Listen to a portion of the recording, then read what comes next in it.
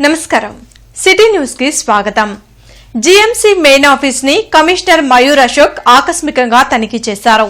ఉదయం 11 గంటలకు కూడా కొందరు ఉద్యోగులు విధులకు హాజరు కాకపోవడం గమనించి వారికి హాఫ్ డే సెలవు మార్కు వేయాలని మేనేజర్ కి ఆదేశాలు జారీ చేశారు।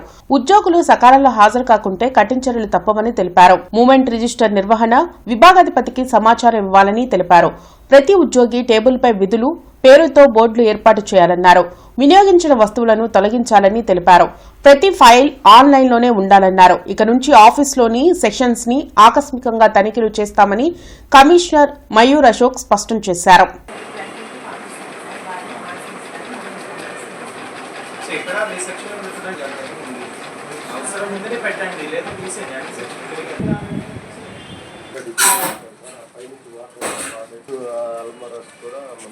ఒకటే ఫైర్ ఎగ్జిక్యూషన్ ఉందా ఇంత తప్పించండి ఇంత వాళ్ళని ఎలా వాడాలి ట్రైనింగ్ ఇవ్వండి మన రికార్డ్ స్కానింగ్ ఏం జరగలేదా ఇంటర్నెట్ చరిత్రలో సంచలనం సిటీ బ్రాడ్బ్యాండ్ ఇప్పుడు ఇంటింటికి ఇంటర్నెట్ సిటీ నుంచి గ్రామం వరకు అదే స్పీడ్ మీరు ఈ రోజే సిటీ బ్రాడ్బ్యాండ్ కుటుంబంలో చేరండి।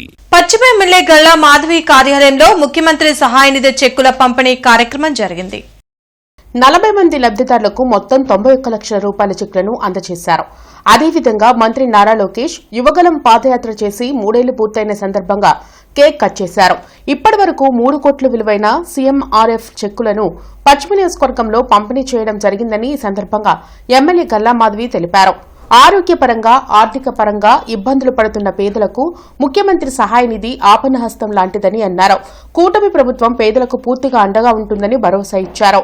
6 కోట్ల రూపాయల వరకు నగదు నిమిత్తం ఈరోజు చెక్కుల్ని ఇవ్వడం జరిగింది। చాలా సంతోషకరం। సీఎం రిలీఫ్ ఫండ్ అనేది నిజంగా ఆపన్నహస్తుల అభాగ్యులకి ఆపన్నహస్తంగా నిలుస్తున్నందుకు ఈ సందర్భంగా వారందరి తరపున కూడా చంద్రబాబు నాయుడు గారికి కృతజ్ఞతలు చెప్తూ సెలవండి।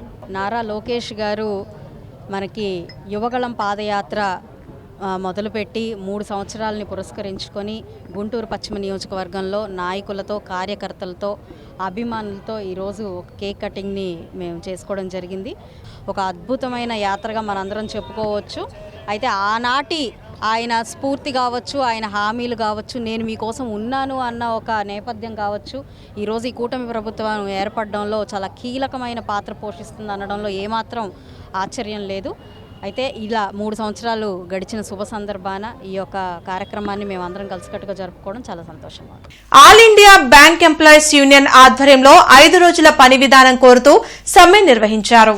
ఈ సందర్భంగా వారు మాట్లాడుతూ దాదాపు 10 సంవత్సరాల నుంచి 5 రోజుల పని విధానాన్ని అమలు చేయాలని బ్యాంకింగ్ వ్యవస్థ కోరుతుందని తెలిపారు।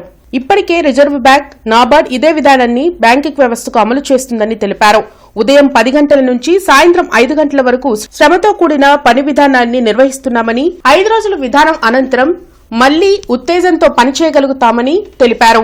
ఈ కార్యక్రమంలో బ్యాంక్ ఎంప్లాయీస్ యూనియన్ నాయకులు కిషోర్ కుమార్, రామకృష్ణ, ఏఐటియుసి నాయకులు, బ్యాంకు విభాగాలకు సంబంధించిన నాయకులు పాల్గొన్నారు। ఒక విధమైన మెంటల్ స్ట్రెస్ తో పనిచేస్తున్నారు కనుక ఖచ్చితంగా కూడా వర్క్ లైఫ్ బ్యాలెన్స్ ఉండాలంటే బ్యాంకింగ్ ఉద్యోగులకు కూడా 5 రోజుల పని దినాన్ని అమలు చేసినట్లయితే ఖచ్చితంగా ఆ మరుసటి రోజున చాలా మంచి ఉత్సాహంతో పనిచేస్తారు। కాబట్టి ఖచ్చితంగా కూడా ఈ యొక్క బ్యాంకింగ్ పని దినాలని 5 రోజులకి కుదించాలి।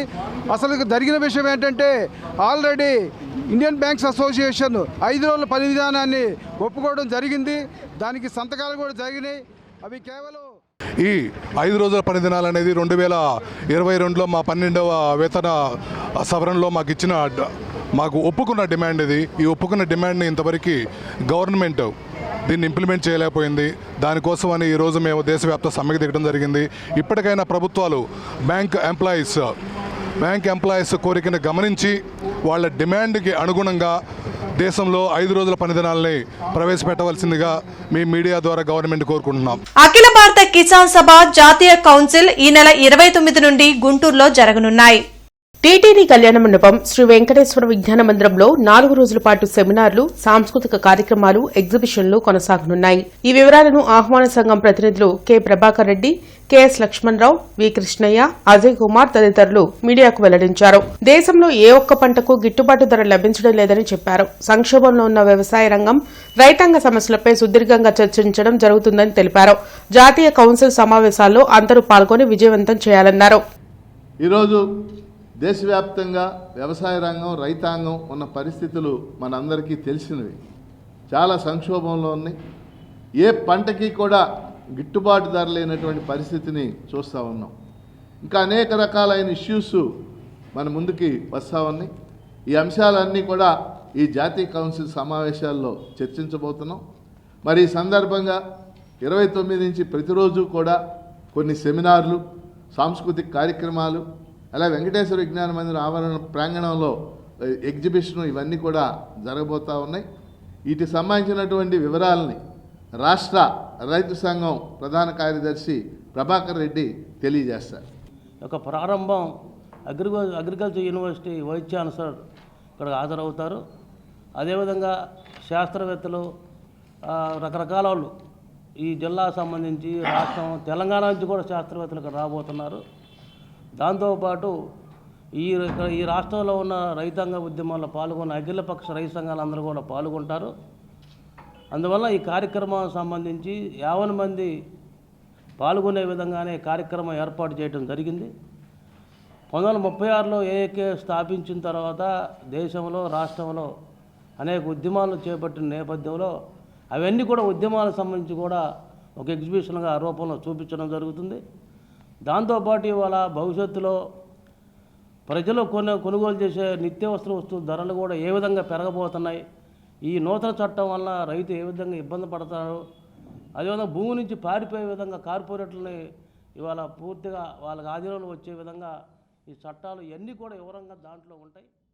కమిషనర్ మయూర్ అశోక్ పాత గుంటూరు, యాదవుల బజార్, బాలాజీనగర్, ఎల్బీ నగర్ లో క్షేత్రస్థాయి పర్యటనలో భాగంగా విధుల్లో నిర్లక్ష్యంపై ఏఈ, ఆర్ఐ, కళ్యాణ మండపం కేర్ టేకర్లకు షోకాజ్ నోటీసులు జారీ చేశారు. కేటాయించిన విధుల పట్ల అంకిత భావం, సమగ్ర అవగాహన కలిగి ఉండాలని, నిర్లక్ష్యంగా ఉండే వారిపై కఠిన చర్యలు తప్పవని కమిషనర్ మయూర్ అశోక్ హెచ్చరించారు. త్రాగునీటి పైప్లైన్, డ్రైనేజీ లైన్లు సమాంతరంగా ఉండడానికి వీల్లేదని స్పష్టం చేశారు. 100% ఆస్తి పన్ను వసూలు, అండర్ అసెస్మెంట్లు ఉండడానికి వీల్లేదన్నారు. ప్రజారోగ్య విభాగ కార్యదర్శులు, ఇన్స్పెక్టర్లు తప్పనిసరిగా పిన్ పాయింట్ ప్రోగ్రాం ప్రకారం పని జరిగేలా పర్యవేక్షణ చేయాలని అన్నారు. రోడ్లపై తిరిగే ఆవులను గోశాలకు తరలించాలన్నారు. క్షేత్రస్థాయిలో విధులు నిర్వహించే ప్రతి ఒక్క ఉద్యోగి సమగ్ర వివరాలు తెలుసుకోవాలని కమిషనర్ తెలిపారు. రన్నింగ్లో ఉంటే ఇక్కడ కావాలి, ఇక్కడ అప్డేట్ రావాలి కదా, అప్డేట్ చేయండి.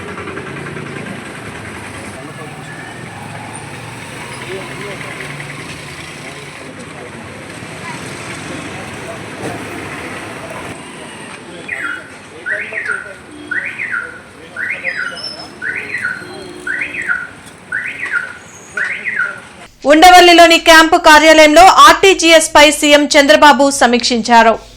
పాలనలో టెక్నాలజీని విస్తృతంగా వినియోగించి క్షేత్రస్థాయి ఉద్యోగులపై పనిభారం తగ్గించాలని ముఖ్యమంత్రి చంద్రబాబు అధికారులకు సూచించారు. సాంకేతికతతో గవర్నెన్స్లో చాలా సమస్యలు పరిష్కరించవచ్చని చెప్పారు. 2026 ఏడాది టెక్నాలజీ డ్రివెన్ డెసిషన్ మేకింగ్ ఇయర్గా మారాలని, ప్రభుత్వ సేవల్లోనూ ఏఐ పాత్ర పెరగాలని స్పష్టం చేశారు. ఇంటర్నెట్ చరిత్రలో సంచలనం సిటీ బ్రాడ్బ్యాండ్. ఇప్పుడు ఇంటింటికి ఇంటర్నెట్, సిటీ నుంచి గ్రామం వరకు అదే స్పీడ్. మీరు ఈ రోజే సిటీ బ్రాడ్బ్యాండ్ కుటుంబంలో చేరండి. ఈ నెల 18న చిలువూరు గ్రామంలో జరిగిన హత్య కేసుని పోలీసులు ఛేదించారు. అక్రమ సంబంధమే ఈ హత్యకు కారణమని పోలీసులు తేల్చారు. తన ఇల్లీగల్ అఫైర్కు భర్త శివనాగరాజు అడ్డొస్తున్నాడని, ప్రియుడు అతడి స్నేహితుడితో కలిసి భార్య లక్ష్మీమాధురి అతడిని హత్య చేసిందని ఎస్పీ వకుల్ జిందాల్ తెలిపారు. నిద్ర మాత్రలను బిర్యానీలో కలిపి శివనాగరాజుతో తినిపించి మత్తులోకి వెళ్లిన అనంతరం ఊపిరి ఆడకుండా చేసి హత్య చేశారని వెల్లడించారు. అరెస్టు వివరాలను ఎస్పీ మీడియాకు వెల్లడించారు. సో ఈ రోజు ఈ ముగ్గురిని అరెస్ట్ చేసి రిమాండ్కి పంపించడం జరుగుతుంది. ఈ కేసును ఫస్ట్ నార్మల్ 194 ఒక సస్పిషియస్ డెత్గా రిజిస్టర్ చేయడం జరిగింది. కానీ ఈ కేసులో ప్రాపర్గా ఇన్వెస్టిగేషన్ చేసి మంచి ఇన్వెస్టిగేషన్ చేసి ఈ మర్డర్లో ఆల్టర్ చేయడము, అదేవిధంగా అందరినీ అరెస్ట్ చేయడం అనేది ఇన్స్పెక్టర్ మంగళగిరి రూరల్ ఆధ్వర్యంలో దుగ్గిరాల ఎస్ఐ అండ్ వాళ్ళ టీం చాలా మంచి పని చేశారు, మంచి ఇన్వెస్టిగేషన్ చేశారు. సో వాళ్ళని అందరినీ మేము అభినందిస్తున్నాము. Thank you. మూడు షీట్లు కలిపింది, 3 షీట్లు పౌడర్ చేసి ఆ మత్తు ట్యాబ్లెట్లు కూడా A3 దగ్గర నుంచి వాళ్ళు ప్రొక్యూర్ చేయడం జరిగింది. A3 RMP doctor. So RMP doctor దగ్గర నుంచి వీళ్ళు తీసుకువచ్చి ప్లాన్ చేసి కలిపారు. ఈ వార్తలు ఇంతటితో సమాప్తం. నమస్కారం.